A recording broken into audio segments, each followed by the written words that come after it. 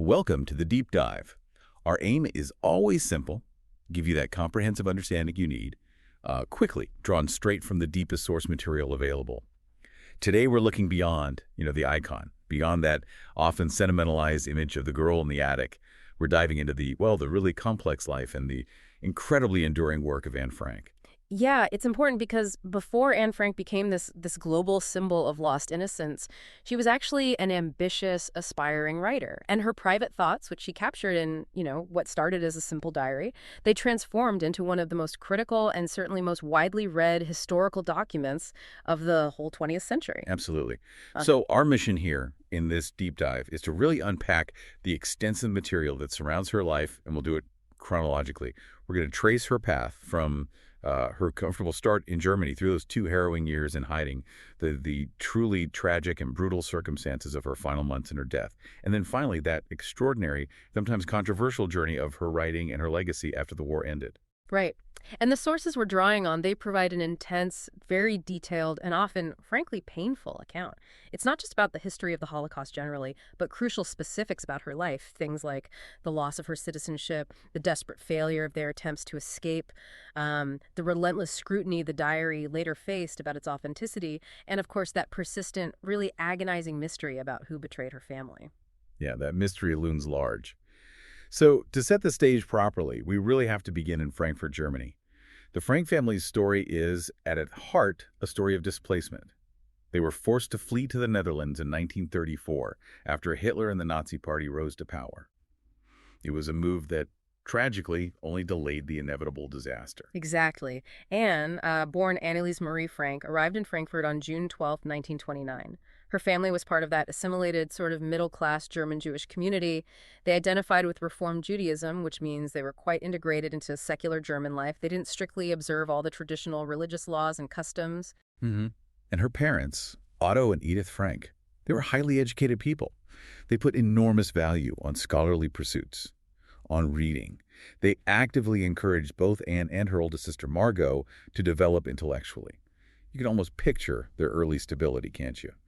They first lived in Frankfurt-Eckenheim at Marbachweg 307 before moving in 31 to a more fashionable area, the Poets' Quarter, settling at Ganghoferstrasse 24. It sounds like a pretty normal, settled life, which was then just violently disrupted by the political climate changing so drastically. Absolutely. When Hitler and the Nazi Party took control in 1933, the atmosphere just changed almost instantly. Edith and the children initially went to Aachen to stay with Anne's maternal grandmother. Meanwhile, Otto Frank went ahead to Amsterdam.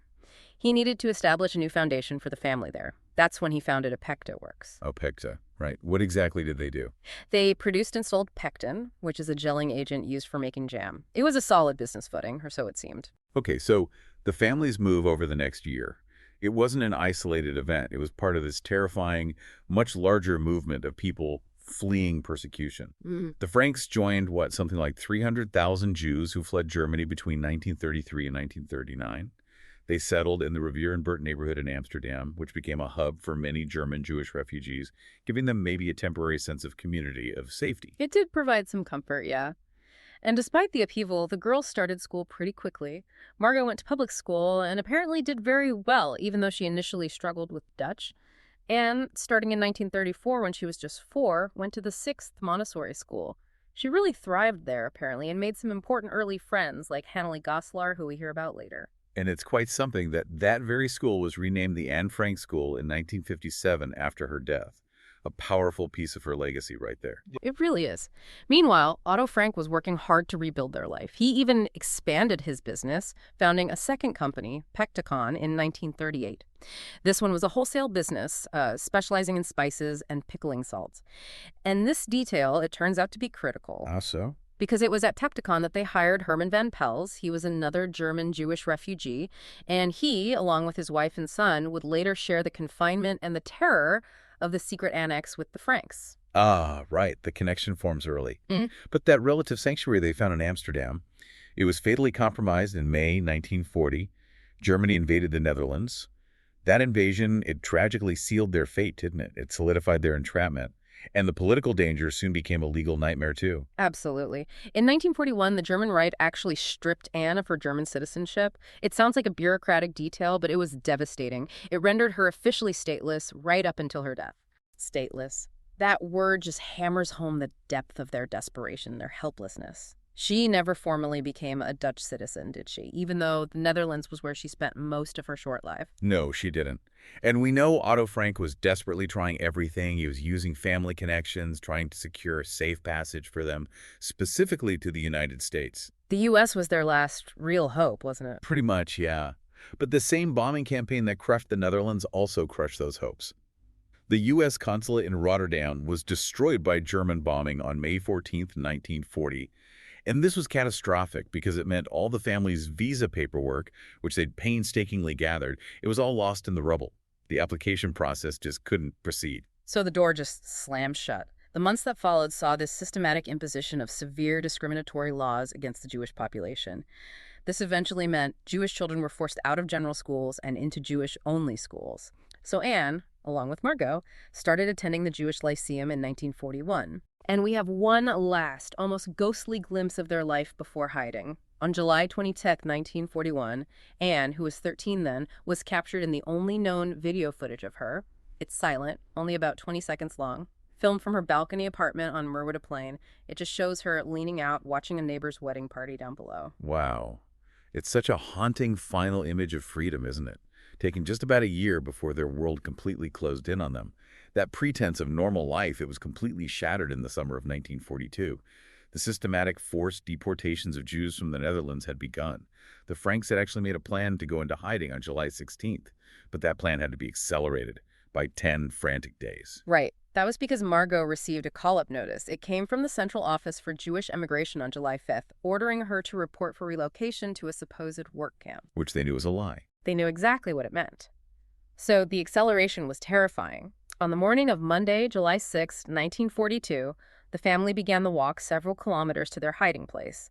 They couldn't use public transport, of course. Jews were forbidden. Margot actually cycled ahead with Miep Giz, one of Otto's non-Jewish employees, to start getting things ready. And they carried out this deliberate, calculated deception to buy themselves time, right? They left their apartment looking like they'd fled in a hurry, left it in disarray, planted a note suggesting they'd gone to Switzerland, all designed to make authorities and neighbors think they'd actually escaped the country. Exactly. And you really see the emotional shift in the small human details that the sources capture. Like before leaving, Anne was apparently deeply worried about her childhood treasures. She gave her neighbor, a girl named Tussaye Coopers, a book, a tea set, and most famously, her tin of marbles. The marbles, yeah. She asked her to keep them safe, saying she worried they might fall into the wrong hands if the Nazis found them. That specific concern over a tin of marbles, it just crystallizes the scale of the persecution faced by a 13-year-old girl. That is such a powerful point.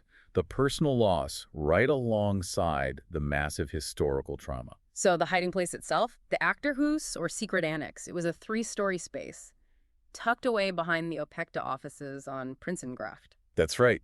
And the access was cleverly hidden behind a movable bookcase that was actually installed after they moved in to make the space truly invisible from the offices and warehouse below.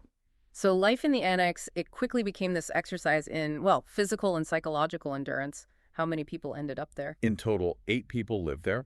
The 4 Franks, the 3 Van Pel's family members, Herman, Auguste, and their son Peter, and then later Fritz Pfeffer, a dentist, joined them. 8 people. And they had to live in profound silence during the day, didn't they? Terrified to the slightest sound, a cough, something dropped, even flushing the toilet might alert the warehouse workers downstairs. Absolutely terrifying. And keeping 8 people alive in total secrecy, that required immense, just selfless courage from their helpers. Right, the 6 helpers. We should name them. Victor Kugler, Johannes Kleiman, Miep Gies, Beb Voskel, Jan Gies, and Johannes Hendrik Voskel. These people risked everything. Everything. The sources really stressed this. Sheltering Jews was punishable by the death penalty. They were responsible for food, For risky ration cards, for news, books, trying to maintain morale, they were the only link, the fragile connection to the outside world. And Anne's diary, it gives us this incredibly uncensored look at the friction that must have been inevitable under that kind of pressure. Oh, completely. She initially seemed to enjoy the novelty of having other people around, but she soon found Fritz Pfeffer, the dentist, insufferable. She felt he was self-important and always intruding on her space. And she clashed sharply with Auguste Van Pels, too, whom she just found foolish. She was pretty ruthless in her descriptions, wasn't she? Calling Right. both Pfeffer and Herman Van Pels selfish, especially about food, which must have been a constant source of anxiety. Oh. It really was. Yet we also see her growing up through her relationship with Peter Van Pels, the Van Pels' son. He was shy, 16 years old. It even led to her first kiss. Right. But even then, the writer in her was already analyzing things, wasn't she? Yeah, remarkably so. She noted in her diary that she questioned how real their romance was. She debated whether their closeness was genuine emotion or just, a psychological crutch because of the unbearable situation they shared. That introspection is amazing for her age. And her inner world, captured in the diary, it just shows this monumental personal growth. The diary itself started as a gift, right? Yeah, a simple red and white checkered autograph book she got for her 13th birthday just before they went into hiding. She named it Kitty. Kitty. And the sources show this really profound change in her relationship with her sister, Margot. They do. Initially, they seem quite distant, maybe typical sisters. But Margot's intelligence and her quiet strength really started to impress Anne. Anne wrote in January 1944 that Margot had become much nicer and was acting like a real friend. She felt they'd moved past the stage where Margot treated her like, quote, a little baby who doesn't count. That's quite a shift. And maybe the most poignant shift is how she reevaluated her relationship with her mother, Edith. They had a really difficult time. Extremely difficult. Anne initially wrote with real contempt about her mother, calling her careless and sarcastic. But later, when she was revising her diary entries, she felt deeply ashamed of those harsh words. Did she say why? Yes, she wrote this incredibly self-aware entry, asking herself, Anne, is it really you who mentioned hate? Oh, Anne, how could you? She realized their conflict came from misunderstandings, and that she'd added unnecessarily to her mother's suffering. She found a new level of tolerance and respect for her. Wow, that's incredible growth under any circumstances, let alone those. And what really leaks out from the diary is Anne's fierce ambition. This wasn't just a girl writing down her feelings privately. She dreamed of being a famous journalist or writer. On April 5, 1944, she put it so clearly, writing about her gratitude for the gift of writing. I want to go on living even after my death, and that's why I'm so grateful to God for having given me this gift, which I can use to develop myself and to express all that's inside me. I want to go on living even after my death. That's extraordinary. And that ambition actually fueled a major project right there in the annex, didn't it? It did. In 1944, she heard a radio broadcast. It was Gerrit Bolkestein, a member of the Dutch government in exile, speaking from London. He called for people to save their diaries, letters, any documents to create a public record of the German occupation and oppression after the war. And that lit a fire under her. Immediately. It gave her a clear purpose. She started revising her original journal, historians call that version A, into a manuscript ready for publication, which we now call version B. She worked meticulously. She used pseudonyms for the others. The Van Pels family became the Van Danes. Fritz Pfeffer became Albert Dussel, although wisely she kept the real names for her own family. And she addressed all her entries to Kitty. Yes, maintaining that intimate, fictional confidant throughout the revision. Her dedication was total. Her very last entry was dated August 1st, 1944, just 3 days before the raid. 3 days. So 2 years and 1 month of that absolute terrifying secrecy just ended abruptly. On the morning of August 4th, 1944, the secret annex was raided. It was a group of uniformed German police, the Grünpolizei, led by an Austrian SS officer, Karl Silberbauer, from the Sicherheitsdienst. That's right. After the arrest, the 8 occupants were taken initially to RSHA headquarters for interrogation. Then they were transferred to the House of Detention in Amsterdam. And finally, 2 days later, transported to the Westerbork transit camp. And crucially, because they were caught in hiding, which the Nazis considered a criminal offense, they were classified as criminals. What did that mean, practically? It meant they were sent to the punishment barracks for hard labor. This classification significantly worsened their chances of survival compared to other prisoners. And the helpers, what happened to them immediately?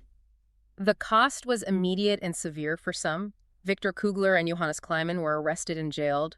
Kugler was actually held until almost the end of the war, escaping a death march just weeks before liberation. But Miep Gies and Bep Foskill, the female helpers, they actually went back to the annex. They did, shortly after the police left, and this is just a moment of incredible courage and foresight.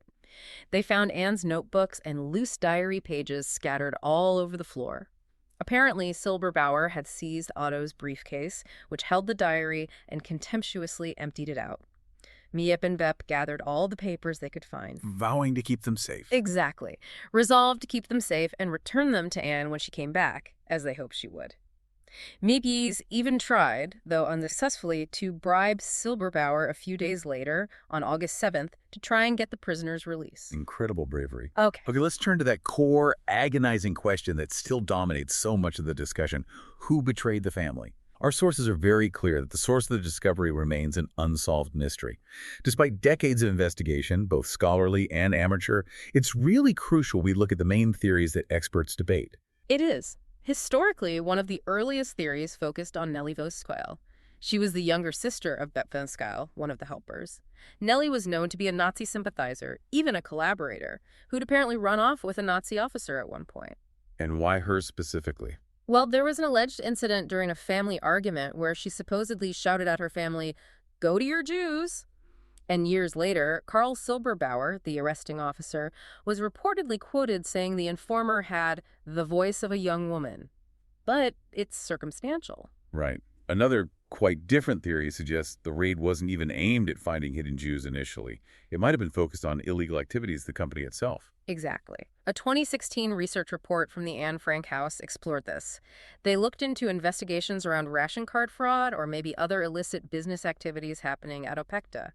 The theory goes that authorities, while searching the building or questioning employees about the business, might have just stumbled upon the secret entrance by chance. Plausible, but unproven. Then there's Ants van Dyke. Ants van Dyke, yes, a really tragic figure, a Dutch Jewish woman who, after being caught herself, became a collaborator and betrayed at least 145 other Jews to the Gestapo. She was executed after the war for collaboration. And the connection to the Franks. A Dutch resistance fighter claimed to have seen Van Dyke near the security office building around August 1944, possibly overhearing her discussing the Prinsengracht address. But again, while she certainly betrayed many people, historians say the direct evidence linking her specifically to the Franks is, well, it's thin.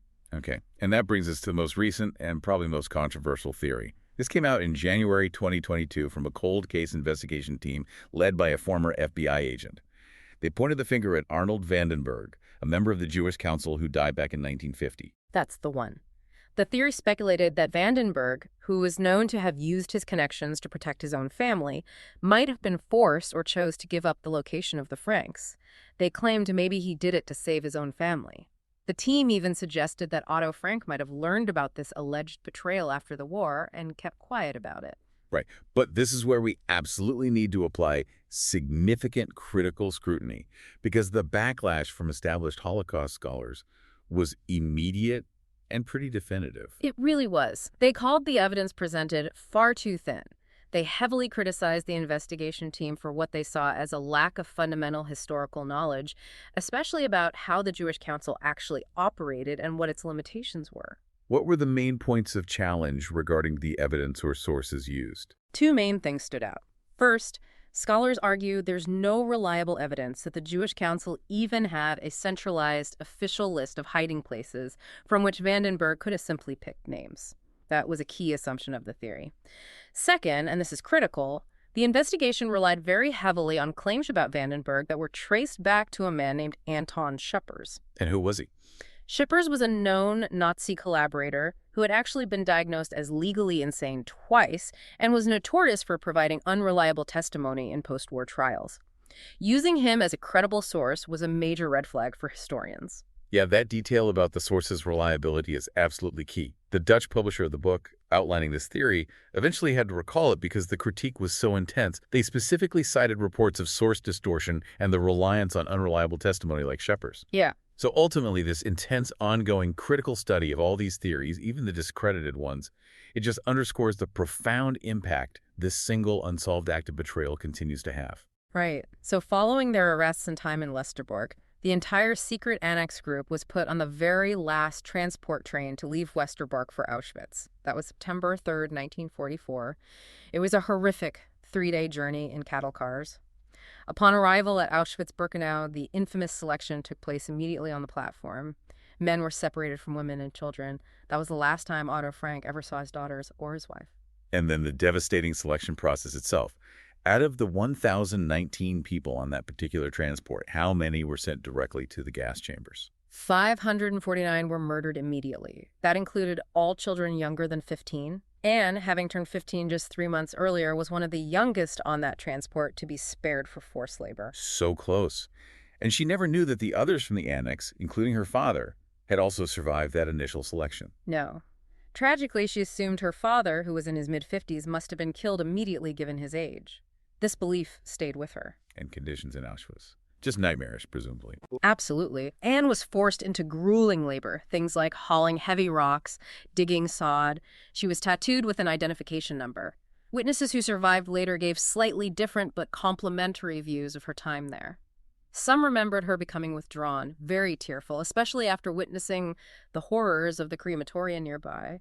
But others noted she also showed remarkable strength and resourcefulness. Oh, so? Using her naturally gregarious personality, apparently, to try and secure extra bits of bread rations, not just for herself, but for Margot and her mother as well. But disease was everywhere. Rampant. Both Anne and Margot contracted scabies, this horrific skin infestation. It forced them into the infirmary block, which was described as dark, infested with rats and mice. A truly terrible place. And it was during this time, wasn't it, that we see this ultimate act of sacrifice from her mother, Edith? Yes. Edith Frank, already weakened by starvation and disease herself, essentially gave up almost all of her own tiny food rations. She would pass them through a small hole she apparently made in the infirmary wall, desperately trying to keep her daughters alive. But Edith herself didn't survive Auschwitz. No, she died later, from disease, starvation, and utter exhaustion on January 6, 1945. By then, her daughters had been moved, possibly unaware of just how close to death their mother was. In late October 1944, Anne and Margot, along with August Manpels, were transferred out of Auschwitz. They were sent to the Bergen-Belsen concentration camp in Germany. Bergen-Belsen. By that stage of the war, it was dangerously overcrowded, wasn't it? Especially with prisoners being evacuated from camps in the east as the Allies advanced. Exactly. That overcrowding led to a catastrophic breakdown in sanitation and supplies. Disease spread like wildfire, and the death toll spiked dramatically. It was just chaos and death. And it was here, in Bergen-Belsen, that Anne had these heartbreaking reunions with two friends from her past life in Amsterdam, Hannelie Goslar and Annette Blitz. Yes. Both survived the war and later recounted these meetings. Nanette Blitz describes seeing Anne through a barbed wire fence. She said Anne was skeletal, bald from having her head shaved, wrapped in only a coarse blanket, and shivering violently. Blitz said the shock of seeing her friend, who she remembered as lively and energetic in that state, was just indescribable. What did Anne say to them? She confessed to both friends separately that she believed both her parents were dead. She told Hannelie Goslar she had nothing left to live for, yet even in that utter despair, something of her spirit remained. She apparently still expressed a fierce, maybe flickering hope to Nanette Blitz that she might survive, just so she could write a book based on her diary after the war. Unbelievable resilience, even then. But the end came in those terrible early months of 1945. Bergen-Belsen was overwhelmed by a typhus epidemic. Yes, a deadly epidemic which killed an estimated 17,000 prisoners in just a few months.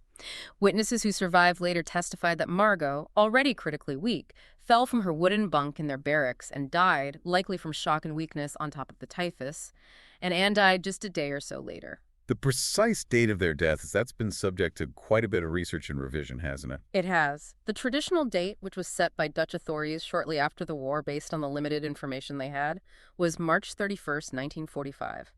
That put their deaths just weeks before the British liberated Bergen-Belsen on April 15th. But newer research suggests it might have been earlier. Yes, much more detailed research published in 2015 by the Anne Frank House suggested they may have died significantly earlier, possibly as early as February or maybe early March 1945. This revised timing was based on cross-referencing multiple survivor testimonies, records of when typhus symptoms were first observed around February 7th for the sisters, and known medical timelines for untreated typhus, which usually resulted in death within about 12 days. So that earlier date, it just underscores how agonizingly close they were to potential liberation. Yeah. Such a fine margin. It really does. And the only person from the secret annex to survive the Holocaust was Otto Frank. Otto, he survived Auschwitz. He did. He was liberated from Auschwitz by Soviet troops in January 1945. He eventually made his way back to Amsterdam, arriving in June 1945. He was taken in and sheltered by Miep and Jan Gies while he desperately tried to find out what happened to his family. He learned about Edith's death while traveling back, didn't he? Yes, but he still held out hope for the girls. It took weeks of agonizing searching and waiting before he finally received the devastating confirmation that both Margot and Anne had perished in Bergen-Belsen. And it was only then, at that moment of confirmation, that Miep Gies felt she could give him the diary. Exactly. Miep had kept her promise. She had preserved the diary notebooks and all the loose notes she'd found. She presented them to Otto. Otto Frank later described reading his daughter's words as an incredibly painful process. He admitted he'd had, quote, no idea of the depth of her thoughts and feelings. He saw for the first time the private turmoil, the ambitions, the critiques she had hidden, even from him. He realized she had kept all these feelings to herself. So, driven by that discovery and by Anne's own clearly stated wish to be an author, Otto Frank became determined to get her work published.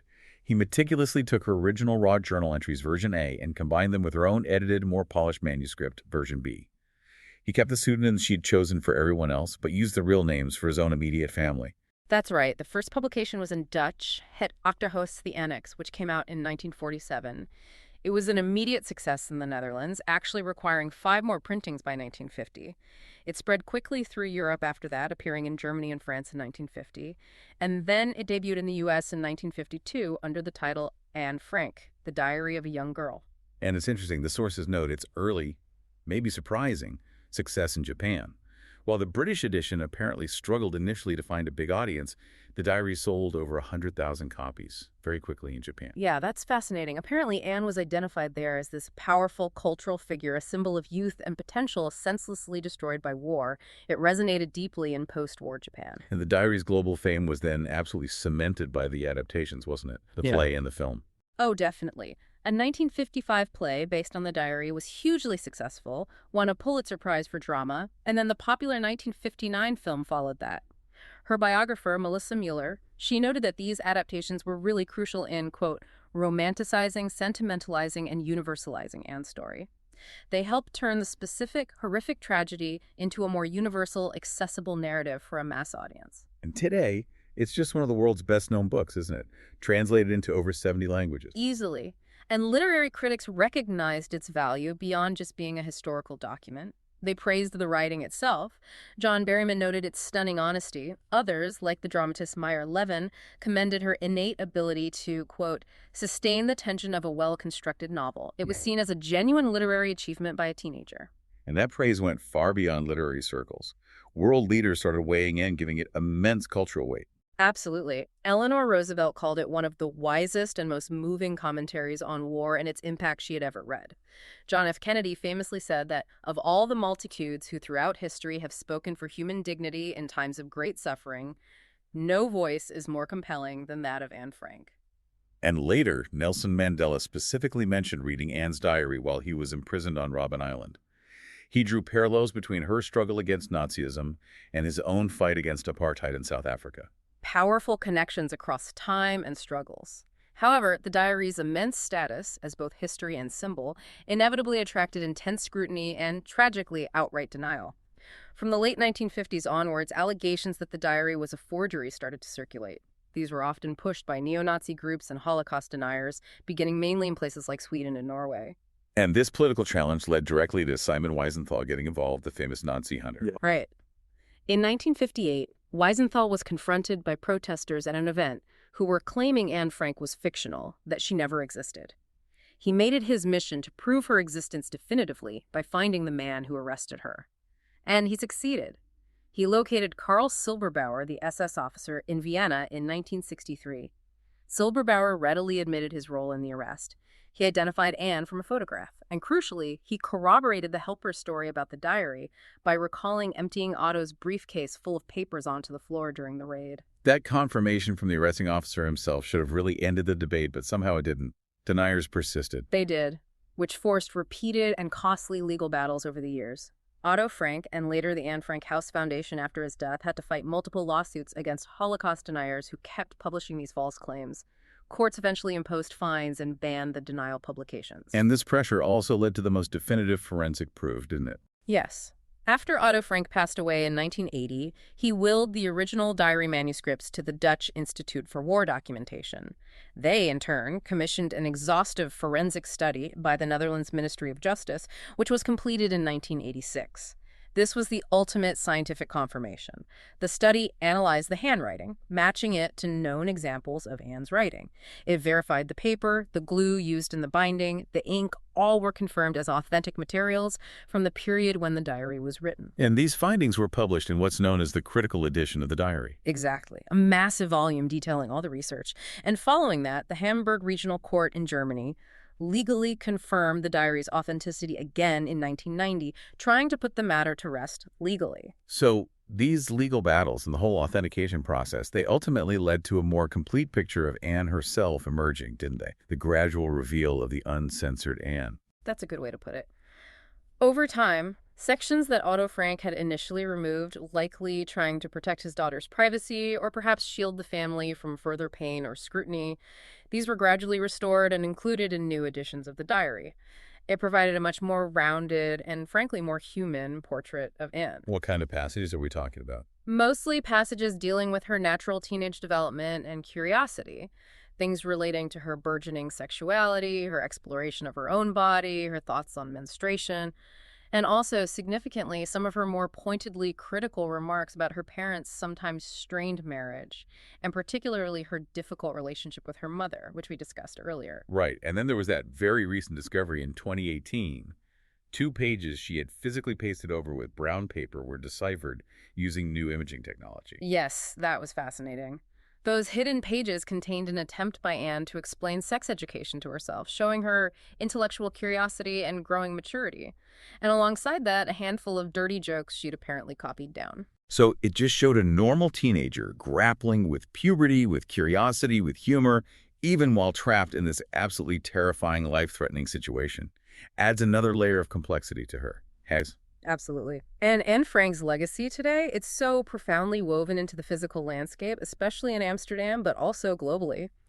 The Anne Frank house itself, opened back in 1960 on Prinsengracht, remained intentionally unfurnished. Why is that? The idea was, and is, that the stark emptiness allows visitors to really experience the sense of confinement, the atmosphere of the space where they hid, rather than viewing it like a traditional museum filled with objects. It focuses on the space and the story. That makes sense. And her father, Otto, he worked tirelessly to ensure her message lived on, didn't he? He established the Anne Frank Funds. Yes, in Basel, Switzerland in 1963. It's a charitable foundation that administers the diary's copyright worldwide, and its entire mission is dedicated to supporting educational initiatives, particularly those fighting racism and prejudice globally. All the proceeds go to charity. And there's also her earlier home, the apartment on Merwede Plain, where she lived before hiding. That's been preserved, too.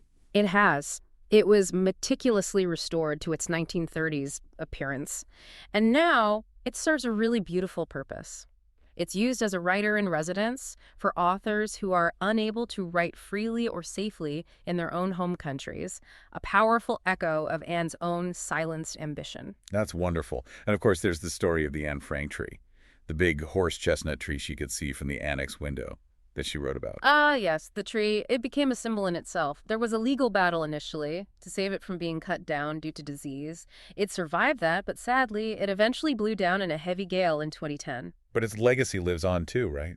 It does. Saplings cultivated from that original tree before it fell have been distributed all over the world. They've been planted in significant places like Liberty Park, which is part of the 9/11 Memorial Site in New York, and at the Children's Museum of Indianapolis, among many others. It creates this physical, living link between her story and modern historical memory. And that global reach is just confirmed by how many schools are named after her. It's quite staggering. As of a few years ago, there were over 270 schools worldwide named after Anne Frank, over 100 in Germany alone, nearly 90 in France. Her story continues to be a core part of history education, certainly in the Netherlands and many other places. So if we try to synthesize everything we've covered in this deep dive, we're left with this profound, almost unbearable contrast, aren't we? On one hand, you have the crushing historical reality, the persecution, the failed escapes, the statelessness, the criminal deportation, the horrific deaths. And set against that, you have the powerful, enduring literary achievement of a 15-year-old girl who desperately wanted her voice to be heard, who wished to live beyond her death. She absolutely achieved that ambition, didn't she, to go on living even after her death. But it raises a really interesting final thought considering the immense perpetual critical study her life and diary receive. The endless debates about authenticity, the forensic analyses, the constant search for definitive answers about her betrayal, sometimes even when it seems based on shaky sources or leads nowhere concrete. It makes you wonder about the impact of all that scrutiny. Right. So a final thought perhaps for you, the listener, to consider. Does this perpetual critical search for every last historical detail, every definitive answer about her life and death, does it ultimately reinforce the moral power of her story, keeping her voice relevant by keeping the conversation constantly alive? Or, conversely, does that intense focus on historical debate, on authenticity challenges, on solving the mystery of the betrayal, does it risk distracting from the core moral and humanitarian message that Anne's diary originally conveyed with such power, potentially reducing her profound legacy in some ways to an unsolved historical puzzle?